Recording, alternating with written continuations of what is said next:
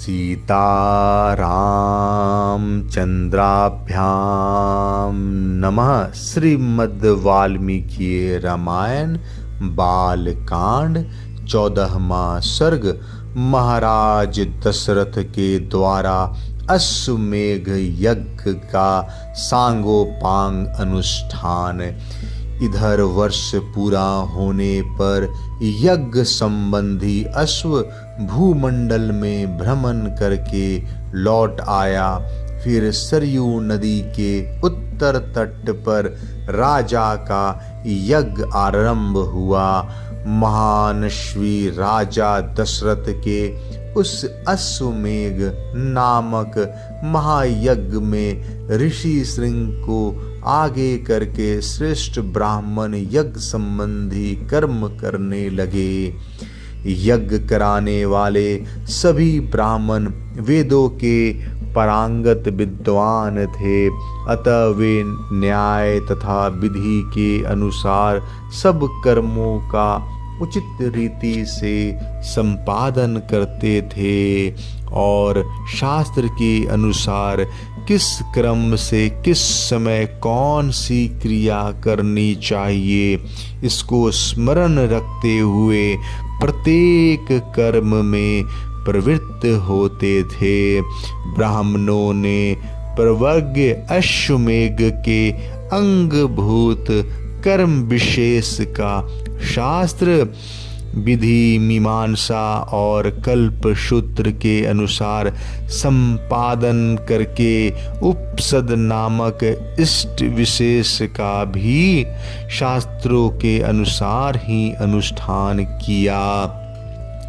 तत्पश्चात शास्त्रीय उपदेश से अधिक जो अति देशतः प्राप्त कर्म है उस सब का भी विधिवत संपादन किया।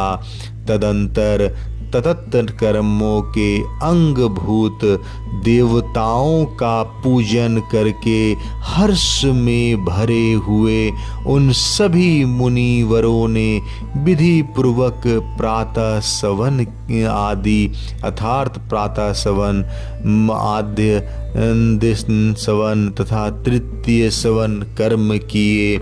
इंद्र देवता को विधि पूर्वक हविष्य का भाग अर्पित किया गया। पाप निर्वर्तक राजा सोमलता का रस निकाला गया। फिर क्रमशः मादंदन सवन का कार्य प्रारंभ हुआ। तत्पश्चात उन श्रेष्ठ ब्राह्मणों ने शास्त्र से देखभाल कर मनस्वी राजा दशरथ के तृतीय सवन कर्म का भी विधिवत संपादन किया। ऋषि श्रृंग आदि महर्षियों ने वहाँ अभ्यास काल में सीखे गए अक्षरों से युक्त स्वर और वर्ण से संपन्न मंत्रों द्वारा इंद्र आदि श्रेष्ठ देवताओं का आवाहन किया। मधुर एवं मनोहर सामगान के लय में गाए हुए आह्वान मंत्रों द्वारा देवताओं का आह्वान करके होताओं ने उन्हें उनके योग हविष्य का भाग समर्पित किए। उस यज्ञ में कोई अयोग अथवा विपरीत आहुति नहीं पड़ी, कहीं कोई भूल नहीं हुई, अनजाने में भी कोई कर्म छूटने नहीं पाया, क्योंकि वहाँ सारा कर्म मंत्रोच्चारण पूर्वक संपन्न होता दिखाई देता था। महर्षियों ने सब कर्म क्षेम युक्त एवं निर्विघ्न परिपूर्ण किए। यज्ञ के दिनों में कोई भी ऋत्विज थका मांदा या भूखा प्यासा नहीं दिखाई देता था।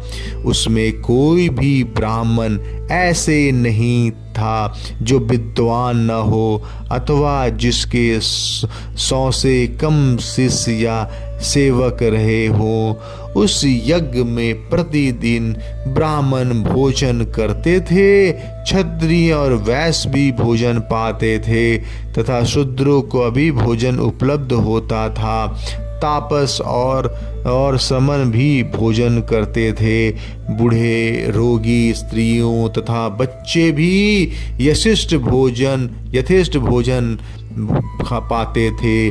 भोजन इतना स्वादिष्ट होता था कि निरंतर खाते रहने पर भी किसी का मन नहीं भरता था। अन्न दो, नाना प्रकार के वस्त्र दो। अधिकारियों की ऐसी आज्ञा पाकर कार्यकर्ता लोग बारंबार वैसा ही करते थे। वहां प्रतिदिन विधि वक्त पके हुए अन्न के बहुत से पर्वतों जैसे ढेर दिखाई देते थे। महामनस्वी राजा दशरथ के उस यज्ञ में नाना देशों से आए हुए स्त्री पुरुष अन्न पान द्वारा भली भांति तृप्त किए गए थे। श्रेष्ठ ब्राह्मण भोजन विधिवत बनाया गया है, बहुत स्वादिष्ट है, ऐसा कहकर अन्न की प्रशंसा करते थे। भोजन करके उठे हुए कुछ लोगों के मुख से राजा सदा यही सुनते थे कि हम लोग खूब तृप्त हुए, आपका कल्याण हो। वस्त्र आभूषणों से अलंकृत हुए पुरुष ब्राह्मणों को भोजन परोसते थे और उन लोगों की जो दूसरे लोगों की सहायता करते थे, उन्होंने भी विशुद्ध मणिमय कुंडल धारण किए रखे थे। एक सवन समाप्त करके दूसरे सवन के आरंभ होने के पूर्व जो अवकाश मिलता था, उसमें उत्तम वक्ता धीर ब्राह्मण एक दूसरे को जीतने की इच्छा से बहुत तेरे युक्तिवाद उपस्थित करते हुए शास्त्रार्थ करते थे।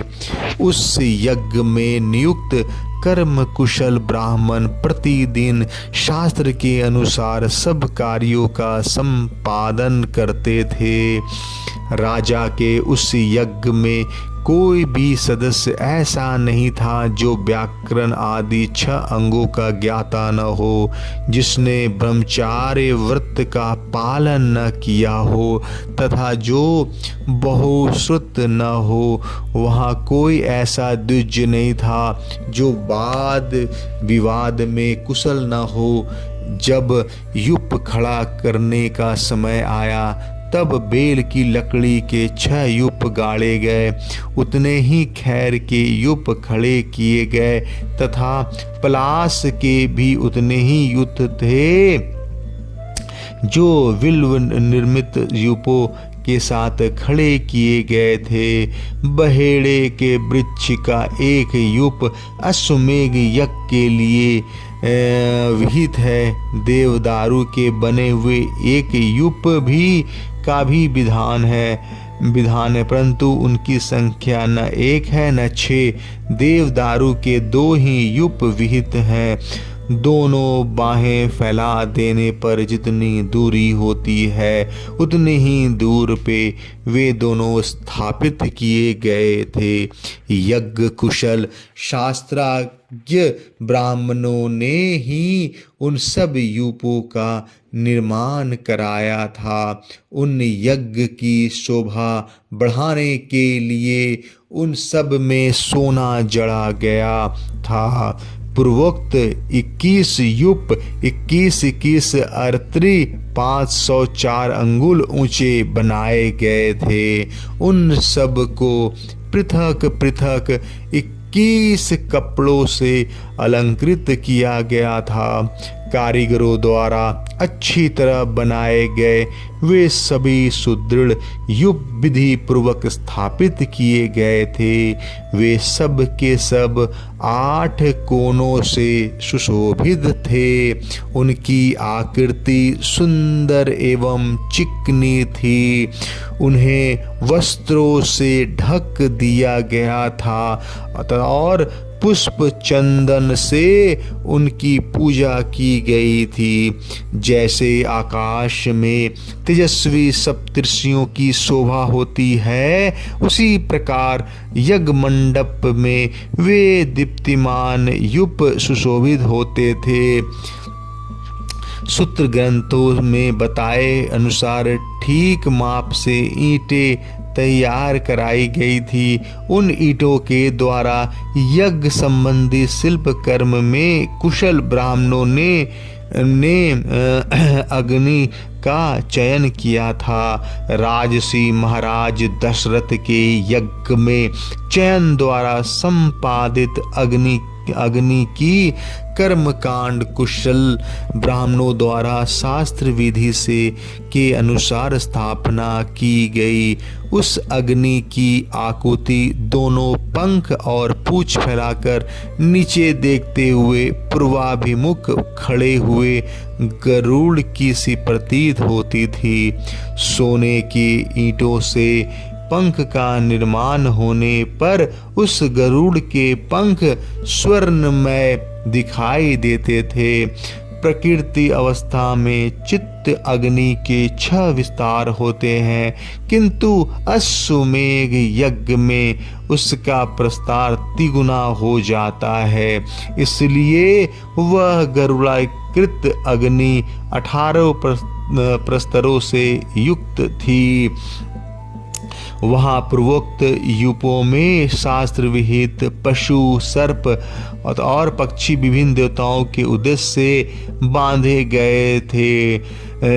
सामित्र कर्म में यज्ञिक अश्व तथा कुर्म आदि जलचर जंतु जो वहाँ लाए गए थे, ऋषियों ने उन सब को शास्त्र विधि के अनुसार पूर्वोक्त यूपों में बांध दिया। उस समय उन यूपों में 300 पशु बंधे हुए थे तथा राजा दशरथ का वह उत्तम अश्व रत्न भी वहीं बांधा गया था। रानी कौशल्या ने वहाँ प्रोक्षण आदि के द्वारा सब ओर से उस अश्व का संस्कार करके बड़ी प्रसन्नता के साथ 3 तलवारों से उसका स्पर्श किया। तदनंतर कौशल्या देवी ने सुस्थिर चित्त से धर्म पालन की इच्छा रखकर उस अश्व के निकट एक रात निवास किया। तत्पश्चात होता अधर्वयु और उद्गाता ने राजा की क्षत्रिय जातीय महिषी कौशल्या, वैश्व जाति स्त्री बवाता तथा शूद्र जाति स्त्री प्रवृत्ति, इन सब के हाथ से उस अश्व का स्पर्श कराया। इसके बाद परम चतुर जितेंद्रिय ऋत्विक ने विधि पूर्वक अश्वकंद के गुदे को निकालकर शास्त्रोक्त रीति से पकाया। तत्पश्चात उस गुदे की आहुति दे दी गई। राजा दशरथ ने अपने पाप को दूर करने के लिए ठीक समय पर आकर विधि पूर्वक उसके धुएं की गंध को सूंघा। उस अश्वमेघ यज्ञ के अंगभूत जो हवनीय पदार्थ थे, उन सब को लेकर समस्त 16 ऋत्विजो ब्राह्मण अग्नि में विधिवत आहुति देने लगे। अश्वमेघ के अतिरिक्त अन्य यज्ञों में जो हवि दी जाती थी, वह पाकर की शाखाओं में रखकर दी जाती थी, परंतु अश्वमेघ यज्ञ का हविष्य वेद की चटाई में रखकर देने का नियम है। कल्पसूत्र और ब्राह्मण ग्रंथों द्वारा अश्वमेघ के 3 सवनीय दिन बिताए गए हैं। उनमें प्रथम दिन जो सवन होता है उसे चतुष्टोम अग्निष्टोम कहा गया है। द्वितीय दिवस साध्य सवन को उक्तत नाम दिया गया है तथा तीसरे दिन जिस सवन का अनुष्ठान होता है उसे अतिरात्र कहते हैं। उसमें शास्त्रीय दृष्टि से विहित बहुत से दूसरे क्रतु भी संपन्न किए गए।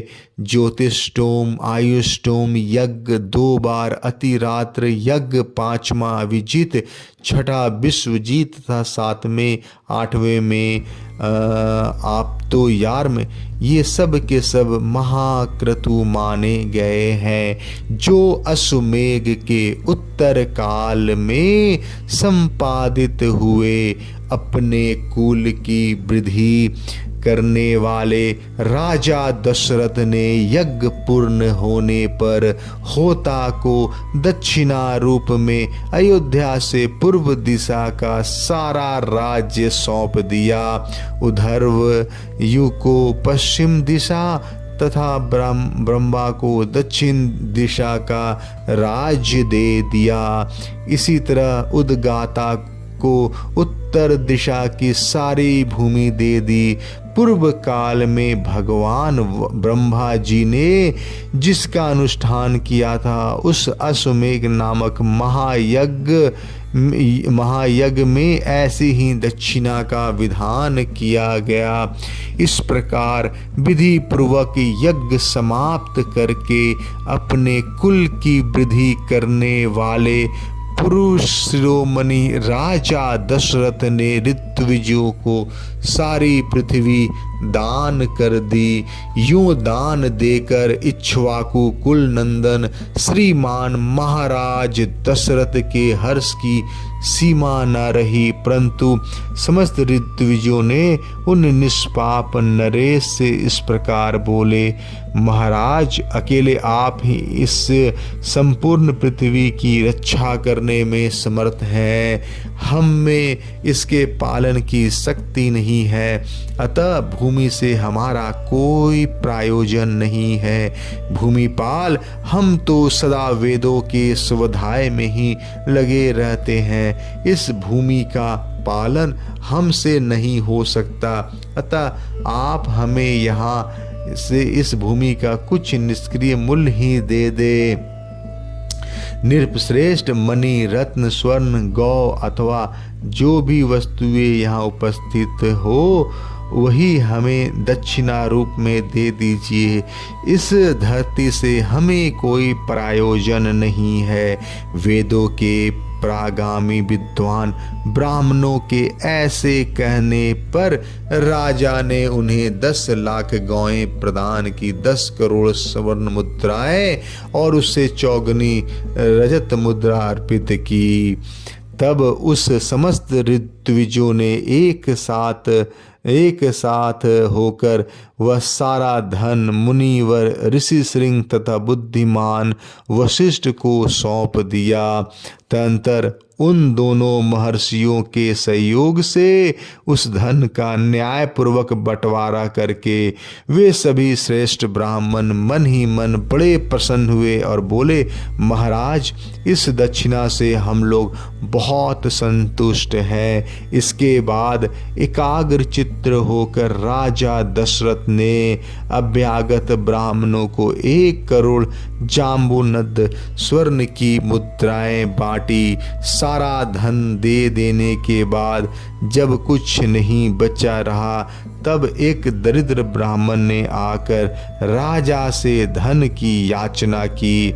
उस समय उस रघुकुल नंदन नरेश ने उसे अपने हाथ का उत्तम आभूषण उतार कर दे दिया। तत्पश्चात जब सभी ब्राह्मण विधिवत संतुष्ट हो गए, उस समय उन पर स्नेह रखने वाले नरेश ने उन सब को प्रणाम किया। प्रणाम करते समय उनकी सारी इंद्रियां हर्ष से विहल हो रही थी। पृथ्वी पर पड़े हुए उन उदार नर वीरों को ब्राह्मणों ने नाना प्रकार के आशीर्वाद दिए। तदंतर उस परम उत्तम यज्ञ का पुण्य फल पाकर राजा दशरथ के मन में बड़ी प्रसन्नता हुई। वह यज्ञ उनके सब पापों का नाश करने वाला तथा उन्हें स्वर्ग लोक में पहुंचाने वाला था। साधारण राजाओं के लिए उस यज्ञ के आदि से अनंत पूर्वक पूर्ण कर लेना बहुत ही कठिन था। यज्ञ समाप्त होने पर राजा दशरथ ने ऋषि श्रृंग से कहा, उत्तम व्रत का पालन करने वाले मुनीश्वर, अब जो कर्म मेरा कुल परंपरा को बढ़ाने वाला हो उसका संपादन आपको करना चाहिए। तब द्विज श्रेष्ठ ऋषि श्रृंग ने तथास्तु कहकर राजा से बोले, राजन, आपके 4 पुत्र होंगे जो इस कुल के भार को वहन करने में समर्थ होंगे। उनका यह वचन सुनकर मन और इंद्रियों को संयम में रखने वाले महामना महाराज दशरथ उन्हें प्रणाम करके बड़े हर्ष को प्राप्त हुए तथा उन्होंने ऋषि श्रृंग को पुनः पुत्र प्राप्ति कराने वाले कर्म का अनुष्ठान करने के लिए प्रेरित किया। जय श्री राम। 14वां सर्ग समाप्त।